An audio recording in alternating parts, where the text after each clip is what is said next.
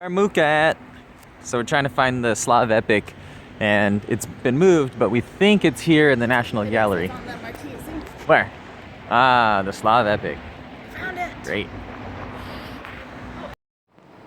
So this is the first piece of the Slav epic, and we see the original Slavic people kind of cowering down in fear in the foreground here, and then we see this pagan priest being lifted up by just war on the left and peace on the right, and this kind of, and you see the hordes kind of taking over and plundering in the background, and it is supposed to represent the Slavs' submissive nature.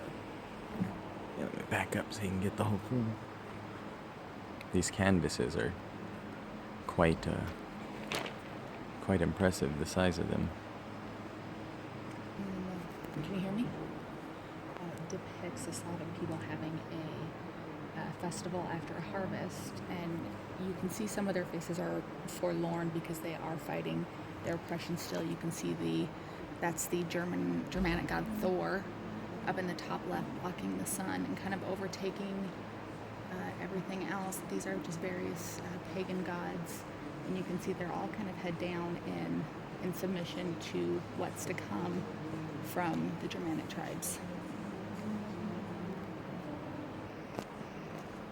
So this painting, this guy in the foreground here with the ring, just symbolizes strength and unity.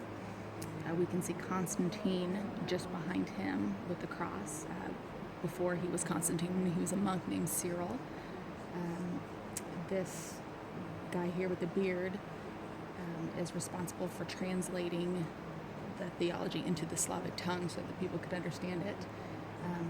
And all of these people are basically being forced into Christianity at this point. So in the center is Tsar Simeon, and he was very much behind the Slavic people becoming more of their own in their arts and literature. He was educated in the Byzantine way, so that's why this is very Byzantine in its nature. He's dictating a scroll, and the other scholars here are read, write, and reflect. No. So this event, the historical event, is a marriage happening. That's the Danube in the back over there, and it's a marriage between a Hungarian and the Bohemian prince and princess. But Mucha kind of altered the scene a little bit, and you show like the holding hands, and you have the dukes of Bosnia, Transylvania, Croatia, all of those other Baltic regions kind of being one in unity, and Mucha was really just trying to portray the one Slavic nation coming together, but in actuality this was just a wedding. This is, we see in the center, that is Stefan the Mighty. He crowned himself as Tsar of the Serbians and the Greeks. This is just the celebration of his coronation. His role is characterized by the motto, the law and art, also known as the Deucen's Code, which is his full name, Stefan Deucen.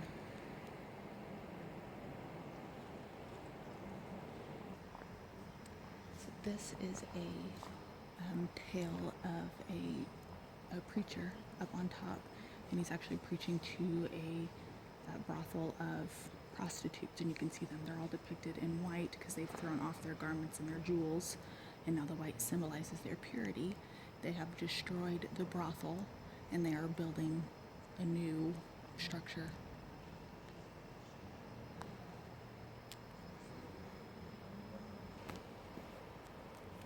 So this depicts a battle of the Serbians against the Slavics, against the German Teutonic Knights, and you can see they've won the battle, but they're not rejoicing. They're pretty sorrowful about the loss of life. So you can see there's a priest kind of just off to center right, saying a prayer for all of the fallen. So they won the battle, but really they're not happy about the violence because they are a pacifist people. Depicts, we have Janusz. He's the basically the first Protestant. He's 100 years before Martin Luther. He's up there at the pulpit. He is preaching. You have the founder of the church, this old man down here on the left. This is the church of Bethlehem. Yeah, the green? No, he's kind of dark in a black cloak with a beard. Okay. The ceilings of this church are actually, they're like that now, but they were not like that then. They were wooden and much less ornate. We see over here on the right, that's Queen Sophia. She is Wenceslaus's wife. And you see one of her ladies in waiting in red, and she looks anxious and nervous, and she's kind of looking away. She's actually looking at this hooded figure over here on the right, and he's a priest that would later, a Catholic priest that would later testify against Janusz and lead to his crucifixion. And lead to his burning at the stake. Not crucifixion. No. His death. Yes, his martyrdom, let's say. Sorry, I'm trying to get some nice shots, but it's kind of not picking up as good a detail. It's very dark in here. It is very dark. So this one depicts pilgrims coming in from all over. This is happening in history just before the basically the 30 Years' War and the Hussite Revolution. This priest is praying over them, and these people have all come here to take part in the Eucharist. And you can actually see very small, but it's a table set up with the chalice, of course representing the blood of Christ, because at this time in Catholicism, your normal person could not participate in the Eucharist. It was only the priests, and Janusz preached that wasn't right because the Bible did not say that was right. So these are just people all coming in from all over the land to participate. And these three panels together actually all represent together the magic of words. And the one here on the left, he's moving the prostitutes with his words. Here's Janusz moving the whole of Europe with his words. And here's words again, moving people to participate in the Eucharist. For the first time, right? For the first time, yes. This is, we see Ziska in the center, kind of the main guy here, and he's a very prominent... The guy with the sun thing? Yeah, he's a really prominent in Slavic history, although I've never really heard of him. He's a follower of Janusz. This is a battle here that's been won by the Hussites. That's King Sigismund. He's showing thanks to God, I guess, for being alive still. Maybe that's his conversion. I'm actually not sure. It doesn't say. But I like this lady here in the front. It just says that she's a Hussite and she's suckling her child, but she's not happy. She's not taking part in the celebration of victory. She's not laying in humiliation like the others. She just looks really mad. Okay, this is Peter Chelchicki, I don't know. But he's the gentleman here with the hat. And these people are all gathered. This is kind of like a safe spot after they had a battle. You can see kind of the battlegrounds in the background all on fire. These are all their dead and wounded, and they're all lamenting. And Peter, you can see there's a man, and he's kind of raising his fists in anger at the war. And one of his signature moves was to place his hand and kind of promote peace. Now he was a Hussite, but he was an extreme pacifist, so he detested all violence, and he spoke out against Ziska, who we just learned about in the last panel, for having such violence to his means. Okay, so the guy in the center is Pontius, and the guy on the right is King Yuri, and Yuri sent Pontius to the Pope with a decree saying that we want our people to take part in the Eucharist. the Pope flatly denied. So this is Pontius coming back and telling Yuri the Pope's not having it. The guy standing up behind Pontius is his interpreter because he's speaking in Latin and Yuri doesn't speak Latin. This is obviously a turning point for the people because it kind of separates themselves from Roman rule. You can see this young boy down here in the foreground, and he's got a book, and it says Roma on it, which of course is Rome, and he is closing the book on that chapter. So this is a very important scene. Okay, so now we've moved past the 30 Years' War and the Hussite Catholic battle, and now we're into when the Ottomans are trying to take over. And these people are all in a town that they're trying to protect from the Ottomans coming in. You can see this huge black kind of column in the foreground, and that is supposed to represent smoke because off to the right over here is a store of gunpowder, and they are about to ignite it and basically burn the whole thing down. All of these people are swearing an oath right now to this guy right here. He's the leader of this little town, and they're swearing their oath because he is calling on them to lay down their lives. And so that's what they're going to do. They're going to burn the whole thing down.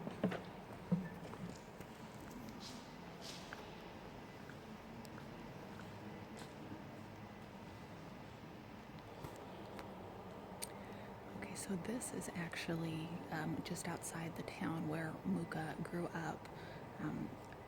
It doesn't say here, but I've learned otherwise that the young man in the foreground is Mucha himself. And this scene actually depicts the printing of the Bible in the hut off to the right. You can see just the corner of the printing press, and everyone is reading over these sheets of the Bible, and you can see them all stacked up. And obviously a huge turning point in history is people being able to read the Bible for themselves. This painting also depicts everyone on the same level. The scholars are in with the peasants, and with the dignitaries, they're all one brethren.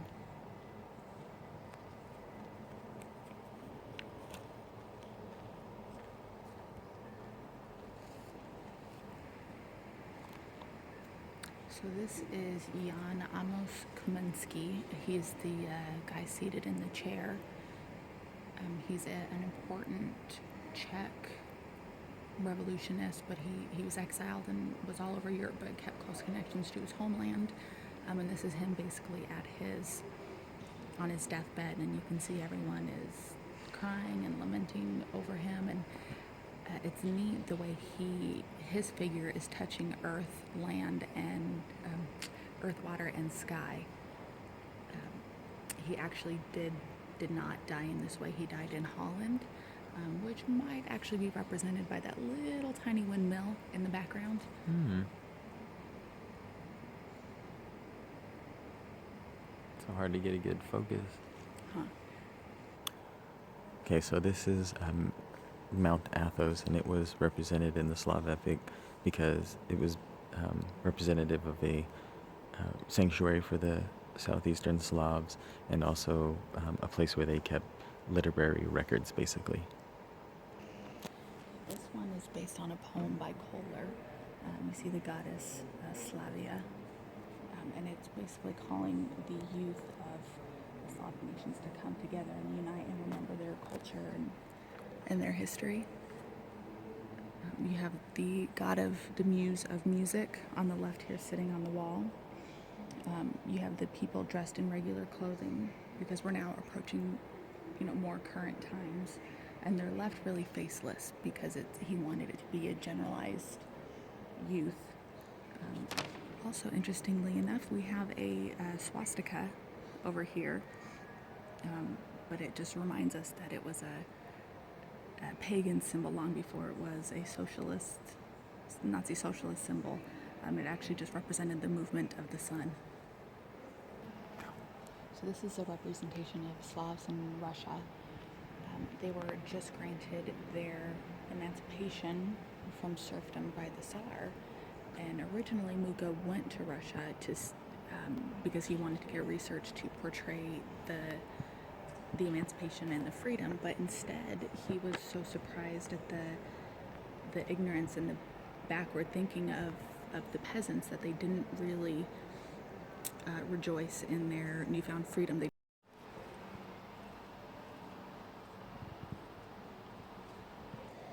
So this final painting represents Slavs in 1918. They get their freedom from Ottoman rule. There's different colored themes. The blue down at the bottom right represents the ancient myths. The red represents the Middle Ages. The black indicates oppression, and the yellow signifies liberation and present time. There's historical and non-historical figures in here. You can see the flags of various nations. He's calling all Slavs all over the world to come together and unite. In the center we have your Slav with his ring of unity and freedom. You have Christ and the rainbow giving his blessing over all. Was there any significance to that woman with the heart?